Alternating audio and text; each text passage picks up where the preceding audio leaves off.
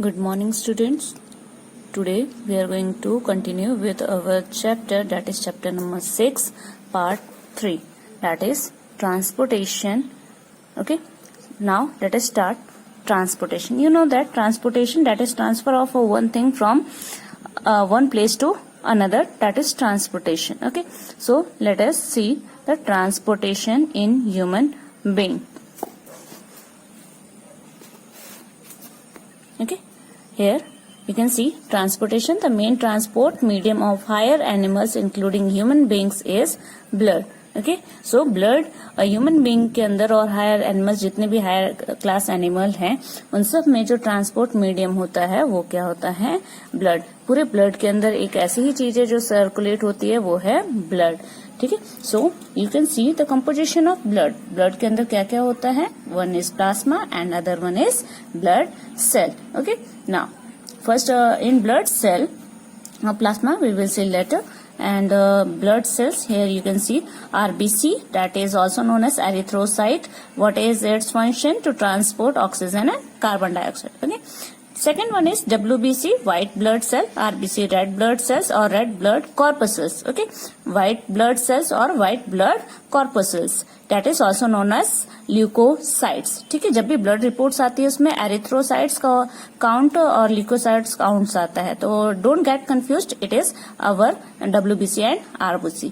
Okay, what is the function of WBC? It fight against germs. Okay, it is a fighter of our body. जो immunity power हम कहते हैं वो इसी को कहते हैं, क्योंकि यही जो है सारे जर्म से और जो भी बैक्टीरिया वगैरह आते हैं हमारे बॉडी में अटैक करते हैं उनसे कौन लड़ता है? WBC लड़ता है. Okay, now the third one is blood platelets और thrombocytes. Platelets are also known as thrombocyte. What is its function?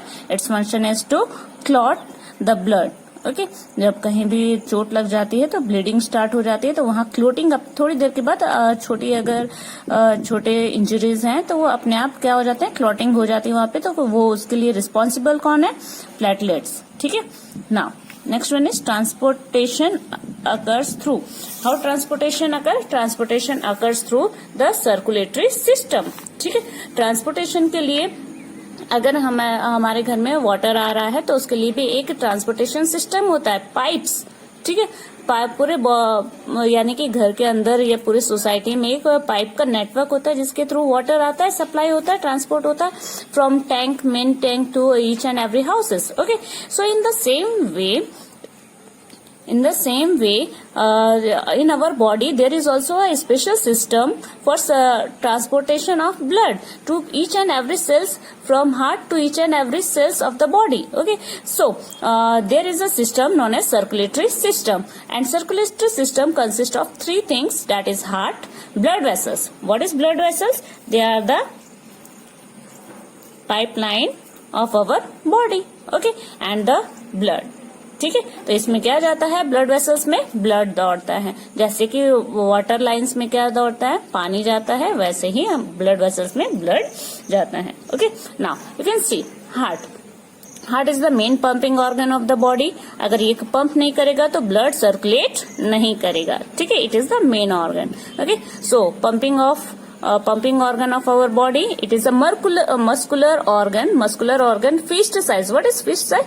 Just this fist, this is the fist, and this size is the size of our heart. ठीक है, जिस person का जितना fist होता है उसी का साइज उसका हार्ट भी होता है. Okay, now you can see there are two sides separated by the muscular wall. Okay, in the structure of heart, now you can see the structure of heart. Here you can see there are 4 chambers, 1, 2, 3, 4. Okay, so here there is a partition between that. Clear? This is known as septa. It divides this part, left side from right side. Okay, so there are 4 chambers. This is upper atrium, right atrium. ठीक है, this is left atrium, right atrium, left atrium, right ventricle, left ventricle. Okay, these are the main 4 chambers of the heart. Okay, and this is a separation. There is a separation by a wall. This is known as septum, dividing wall. Here you can see. Now the heart has 4 different chambers, okay, and it is separated by a septum that is dividing wall. Why it is separated? Why heart have different chambers? Okay, the heart have different chambers to prevent the oxygen-rich blood from mixing with the blood containing carbon dioxide. Okay, so you can see here the different color is given. It is oxygen-rich blood, that is a light orange color it is given, and here it is deoxygenated blood. ठीक है, तो oxygenated blood जो है वो deoxygenated blood में mix ना हो जाए, इसलिए यहाँ पे लेफ्ट और राइट में क्या है, पार्टीशन किया गया है, ताकि ये जो डीऑक्सीजनेटेड ब्लड है ऑक्सीजनेटेड ब्लड के साथ मिक्स ना हो जाए. Now you can C from here you can C aorta. ठीक है, सो यहाँ से ये पल्मोनरी वेन्स है, यहाँ से क्या होता है, ऊपर लंग्स होता है, लंग्स से यहाँ पे ऑक्सीजनेटेड ब्लड आता है, यहाँ एंट्री करता है. ठीक है, यहाँ से कुछ देर यहाँ रहता है, उसके बाद फिर नीचे आता है. यहाँ से जैसे वाल्व खुलता है, ठीक है, कॉन्ट्रैक्शन होता है, यानी कि हार्ट जो पंपिंग करता है, तो ये ऊपर का वॉल्व खुल के ये नीचे आता है. और जब यहाँ से सेकंड टाइम जब पंपिंग होता है, तो यहाँ से फोर्सफुली एओर्टा के थ्रू ये कहाँ चला जाता है, सबसे पहले ब्रेन में जाता है. ठीक है, ब्रेन में क्यों जाता है, क्योंकि यहाँ का जब स्टार्टिंग ऑफ फोर्स क्या होता है, काफी ज्यादा होता है, ताकि वो ब्रेन तक पहुंच सके. ठीक है, ब्रेन तक पहुंचने के बाद फिर वो पूरी बॉडी में जाता है. ऑक्सीजनेटेड ब्लड सबसे पहले ब्रेन में जाता है, उसके बाद पूरी बॉडी में जाता है. इसके जो वॉल्स होते हैं, ये जो एओर्टा के वॉल्स होते हैं काफी थिक होते हैं. ठीक है, क्योंकि इसके अंदर जब हार्ट से ये जो ब्लड जा रहा है, इसके अंदर काफी प्रेशर होता है. ठीक है, प्रेशर होने की वजह से इसका जो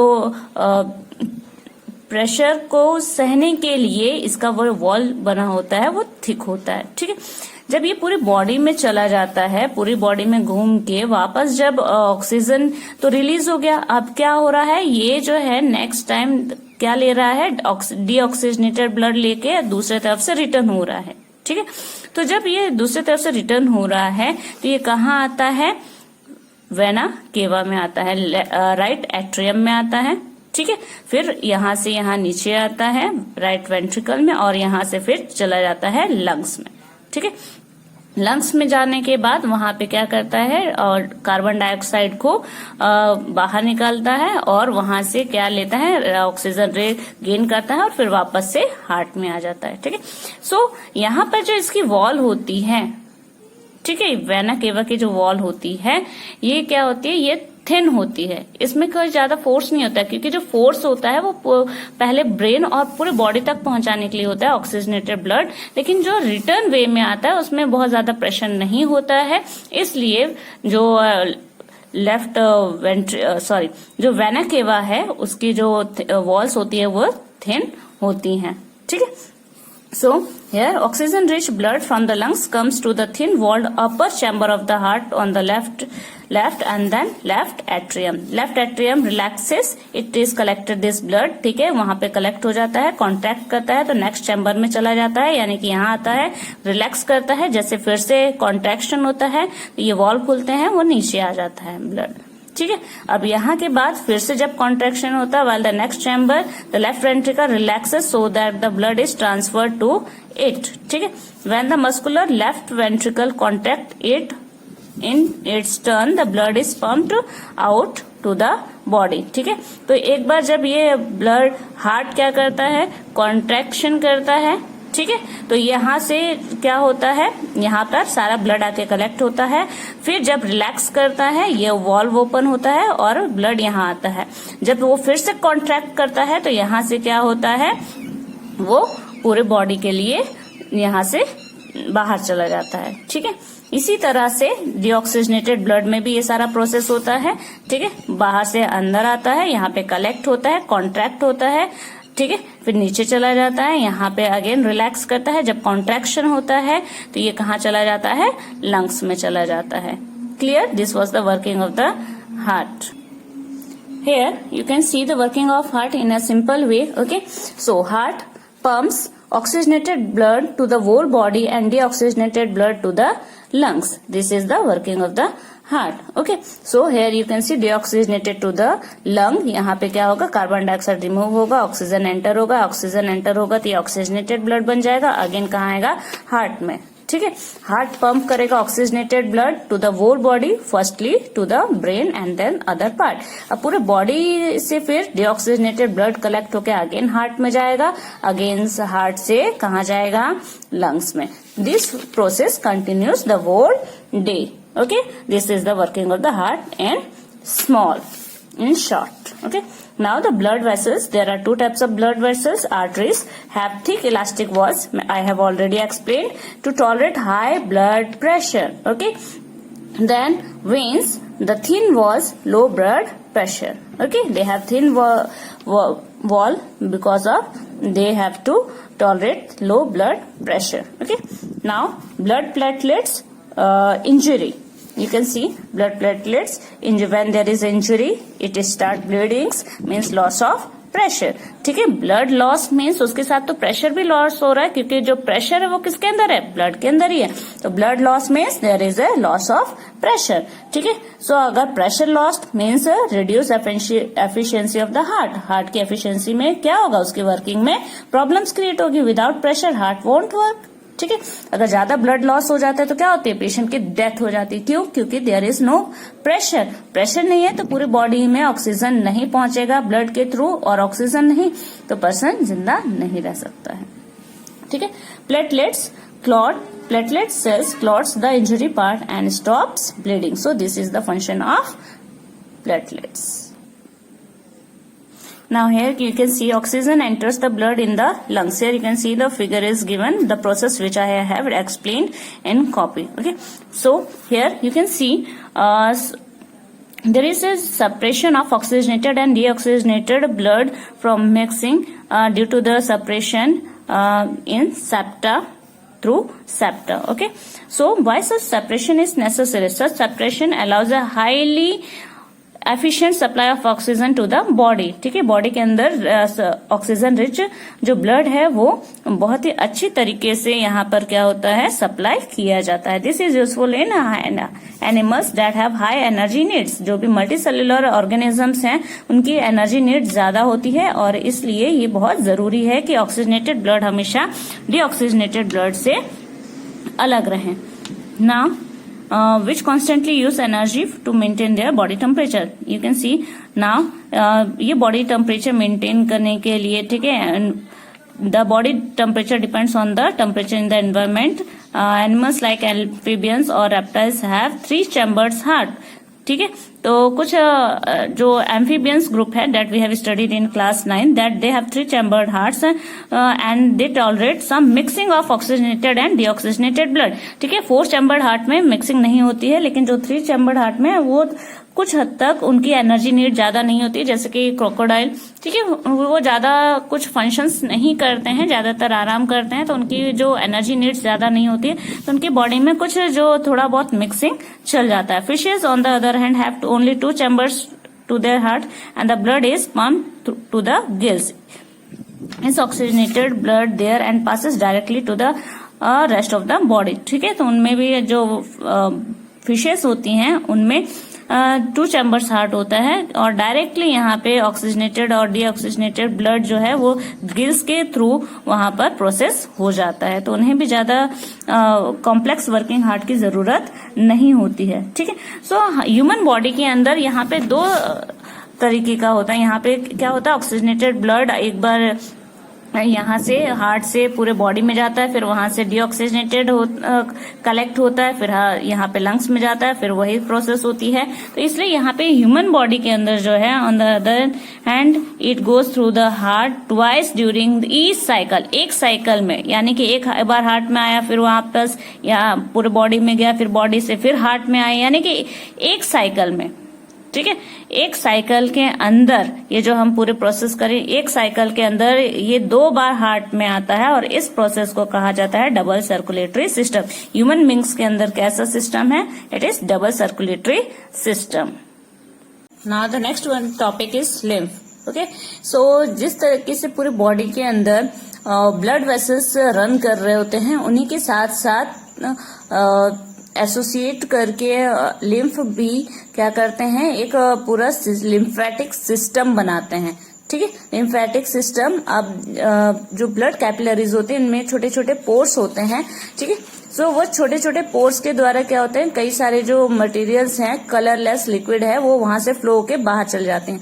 तो उन्हें कौन कैरी करता है, लिम्फ कैरी करता है। वो धीरे धीरे उन्हें कैरी करता है और उसके बाद फिर कहीं ना कहीं जाके फिर अगेन वो किसी बड़े ब्लड स्ट्रीम में मिल जाता है। यानी कि छोटे छोटे से ब्लड कैपिलरीज से जो भी मटेरियल निकलता है वो ये कैरी करते हैं और ले जाके फिर कहीं बड़े ब्लड स्ट्रीम में डाल देते हैं। ठीक है, तो इनके भी कई सारे वर्क होते हैं, वह भी हम पढ़ते हैं। Here you can see the lymphatic system. Okay, here you can see here veins and arteries. Okay, you can see here जब छोटे छोटे पोर्स रहते हैं उनमें से जब भी कुछ मटेरियल निकलता है, ये लिम्फेटिक सिस्टम है। ठीक है, ये सब कैरी कर लेते हैं, ये सब उन्हें क्या करते हैं, कैरी करके और ले जाके कहीं ना कहीं से उन्हें ब्लड स्ट्रीम में मिक्स कर देते हैं। See how complex structure it is. Clear?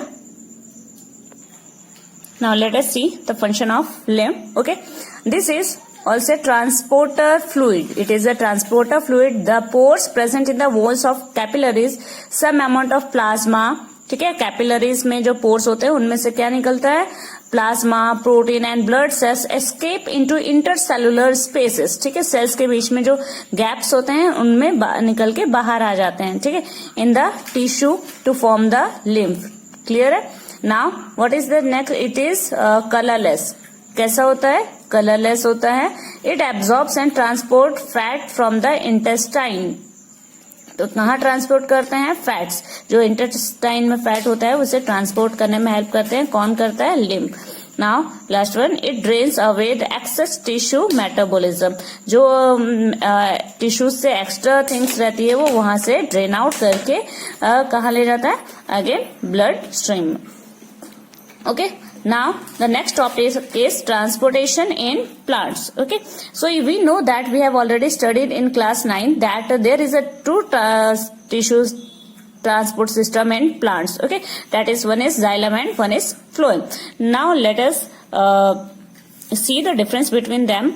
We have already studied that xylem it transport water and minerals in upward direction from roots to highest point of the plant. ठीक है, so water जो है वो water का only transporter कौन है, xylem है, जो कि हमेशा अपवर्ड डायरेक्शन में ही वाटर को ट्रांसपोर्ट करता है। ठीक है, ऊपर से नीचे कभी वाटर नहीं आता है, सिर्फ नीचे से ऊपर जाता है। ठीक है, बट फ्लोएम जो है वो फूड ट्रांसपोर्ट करता है प्लांट में।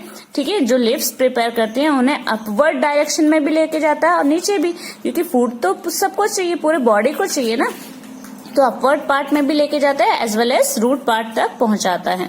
Now transport only in one direction. ठीक है, but food transport takes in both the direction, upward and downward direction. Here xylem works on the principle of transpiration. ये कौन से, what is transpiration? That is removal of water molecules from plant. अगर transpiration नहीं होगा तो xylem जो है उसमें एक प्रेशर क्रिएट नहीं होगा और यहाँ से वाटर ट्रांसपोर्ट नहीं हो पाएगा। Okay, so Here transport of food from leaves to other part of plant is called translocation. और यहाँ पे जो फंक्शन होता है, जो फूड एक जगह से दूसरी जगह जाता है, उसे कहते हैं translocation in plants. Okay, so transport of water in plants. In 9th class we have studied about the four conducting parts of the xylem and phloem. Okay, so you know that there is a vessels and tracheids of the root system and the stem system and leaves. Okay, so पूरे plants में क्या होते हैं, कई सारे vessels, tracheids present होते हैं जिसके द्वारा वाटर कंडक्ट होता है। ठीक है, सो वाटर दो तरीके से कंडक्ट होता है। ठीक है, first one is at the root cell in contact with the soil actively take up ions. ठीक है, जो रूट्स होते हैं वो क्या करते हैं, सॉइल से आयंस ले लेते हैं। ठीक है, this create a difference in the concentration of this ions. So inside and outside of the root क्या होता है, there is a difference create हो जाता है। ठीक है, so between the root and the soil. Water therefore moves into the root and from the soil to eliminate this difference. इसलिए water जो है वो इस डिफरेंस को कम करने के लिए क्या करता है, रूट के अंदर आ जाता है. This different to eliminate this difference. Okay, this means that there is a steady movement of water into root xylem. So जो डिफरेंस की वजह से क्या होता है, यहाँ पर वाटर अंदर आ जाता है, जिसकी वजह से यहाँ पे देखिए this means that there is a steady movement of water into the root, creating a column of water that is steadily pushed upward. जिसकी वजह से क्या होता है, वहां पे डिफरेंस क्रिएट होता है और क्या होता है कि हर एक जो पार्टिकल्स है उनके बीच में एक डिफरेंस क्रिएट होता है और जिसकी वजह से क्या होता है, वाटर अपवर्ड मूव करता है. So water potential gradient. Okay, जो मूवमेंट होता है वाटर का लीफ से अब टॉप पार्ट तक, ठीक है. तो ये क्या वाटर जो अपवर्ड मूवमेंट होता है ये क्या कहलाता है, water potential gradient. Okay, so first part जो अभी हमने पढ़ा, ठीक है, क्या होता है कि जो रूट्स हैं, रूट्स के बीच में क्या डिफरेंस क्रिएट हो रहा है. सबसे पहले क्या होता है, आयन डिफरेंस होता है सेल्स के बीच में. तो सेल्स क्या करते हैं, सेल्स के बाहर के जो पार्ट में वहां आयंस ज्यादा प्रेजेंट होते हैं और अंदर कम, तो यहाँ पे क्या होता है, डिफ्यूजन हो जाता है. ठीक है, तो वाटर के पार्ट में डिफ्यूजन क्या कहलाता है, ऑस्मोसिस. तो यहाँ पे ऑस्मोसिस के वजह से, ठीक है, आयन डिफरेंस की वजह से क्या होता है, जो बाहर से सेल आयंस ले लेते हैं और इसलिए यहाँ पे डिफरेंस क्रिएट हो जाता है. डिफरेंस हो जाता है तो उसे यहाँ पे नलिफाई करने के लिए क्या किया जाता है, सेल्स जो है वो फिर वाटर एब्जॉर्ब कर लेते हैं. ठीक है, सो ये क्या कहलाता है, ऑस्मोसिस इनटू रूट हेयर ना. ऑस्मोसिस की वजह से अब यहाँ पे ये एक पार्ट था, ठीक है, कि वाटर कैसे यहाँ आ रहा है. Now the next part is कि यहाँ पे धीरे धीरे जैसे जैसे ये ऊपर मूव करता है तो लीफ में क्या हो रहा है, लीफ में हर वक्त क्या होता रहता है, इवोपरेशन फ्रॉम स्टोमेटा. तो ये इवोपरेशन के वजह से क्या होता है, ऊपर का पार्ट क्या होता है, धीरे धीरे यहाँ पे वाटर मॉलिक्यूल्स निकल गया बाहर. ठीक है, यू कैन सी है वाटर मॉलिक्यूल्स यहाँ पे गया.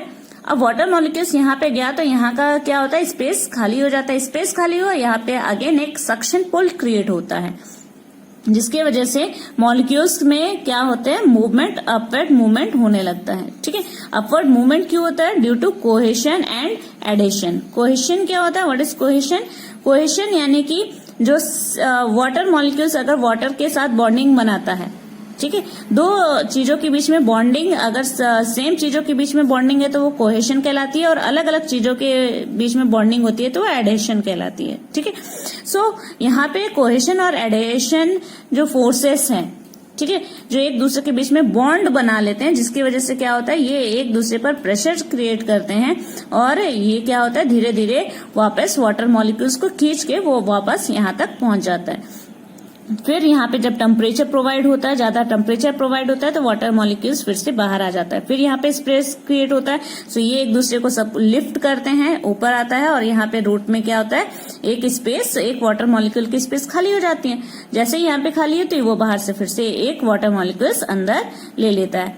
क्लियर है. So there is a two thing, one is osmosis pressure and the next one is suction pull. ये दो फोर्स क्या करते हैं, किस लिए रिस्पॉन्सिबल है, फॉर वाटर पोटेंशियल ग्रेडियंट. ठीक है, इस तरीके से ये वाटर हमेशा कहाँ होता है, अपवर्ड मूवमेंट में ही जाता है.